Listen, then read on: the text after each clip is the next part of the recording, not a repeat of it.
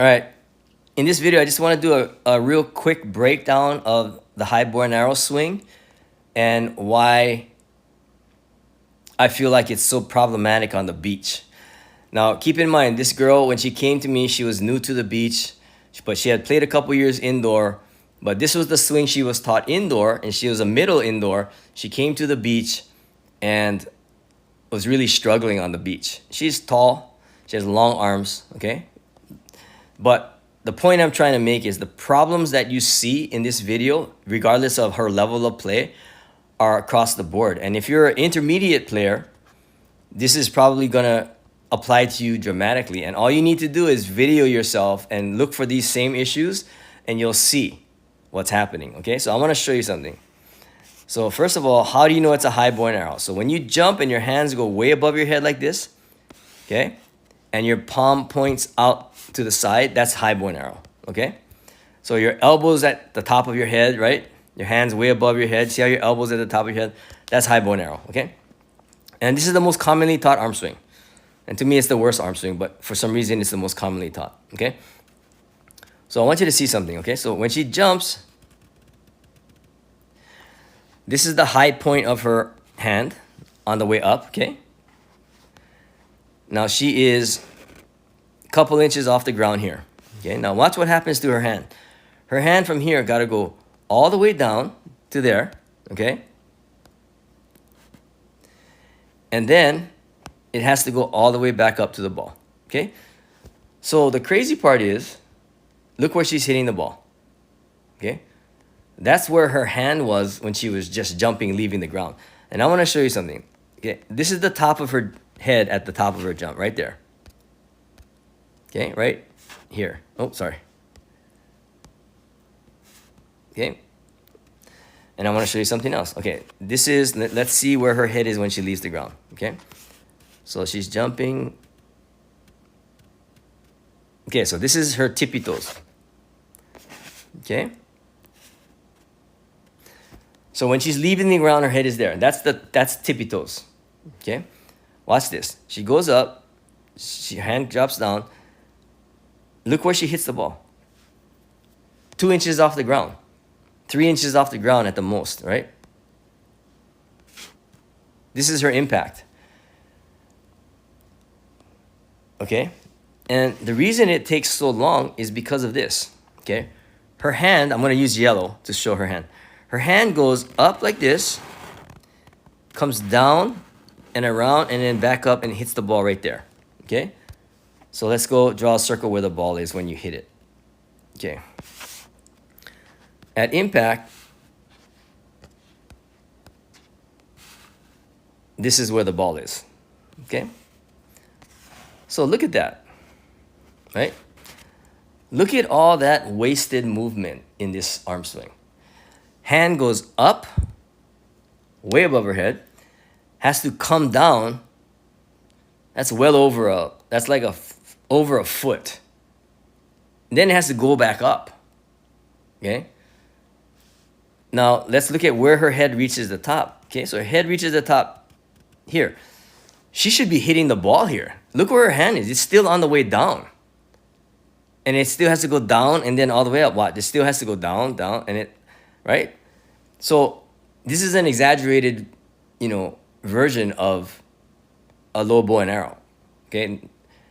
The top players don't hit it this far on the way down. Their arm is faster, they jump higher, all that stuff, right?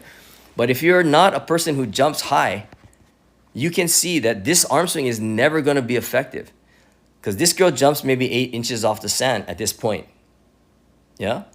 And she's jumping 8 inches off the sand. She's hitting it 5 or 6 inches below the top of her jump because the arm swing took so long, okay? And typically, what I see with high bow and arrow is by the time they hit the ball, as soon as they hit the ball, like they're almost on the ground and then hands just stops right there. You see how there's no follow through? Boom, stops, hand stops. There's no follow through to the target at all. They don't drive the ball to the target. You have to just stop, okay? And so you have no power. You can't hit with a lot of overspin. And because you're stopping at impact, to me, it's like hitting a floater, right? Your floaters, you stop at impact. You don't have control over the ball. You're just trying to get it somewhere in the court. And that's a problem. Okay? So again, this is high born arrow. And I'm going to show you just in slow motion, right? Watch. And this is the most commonly taught arm swing. Yet, this is what I see all the time. Most players, as they do high bow and arrow, are hitting the ball 2-3 inches on the way down. If they're not, if they're like a intermediate or like a junior player, okay?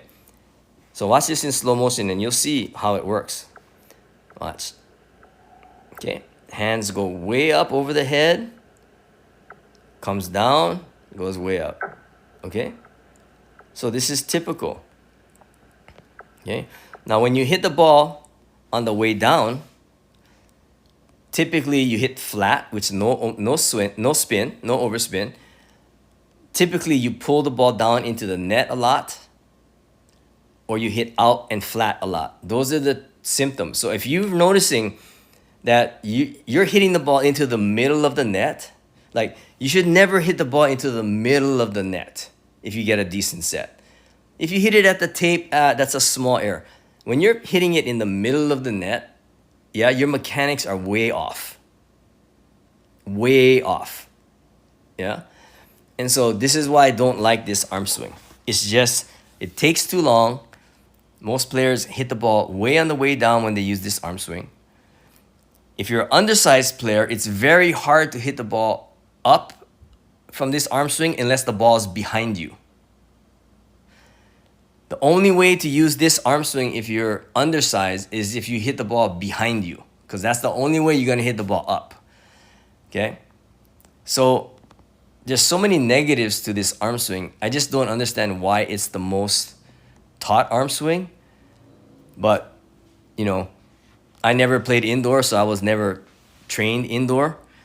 I think that's lucky for me that I was never trained indoor. But again, just look at this, watch this video so you can understand the downfalls of a high bow and arrow swing. And so if you're experiencing the problems of hitting into the middle of the net, hitting flat with no overspin, hitting out a lot, not having good contact, yeah, you feel like there's no power and you're hitting the ball way on the way down, then, and you have this arm swing, this is the problem. It's not you, it's the arm swing. The arm swing is not made for undersized players, especially if you don't jump high. Yeah, if you're jumping like 2 feet off the sand, you got a chance. When you're jumping 8 inches off the sand, you have no chance with this arm swing. Okay, so if you have any questions, post them. But like I said, if you're having the problems that I just described and you're doing this arm swing, just understand it's the arm swing, it's not you.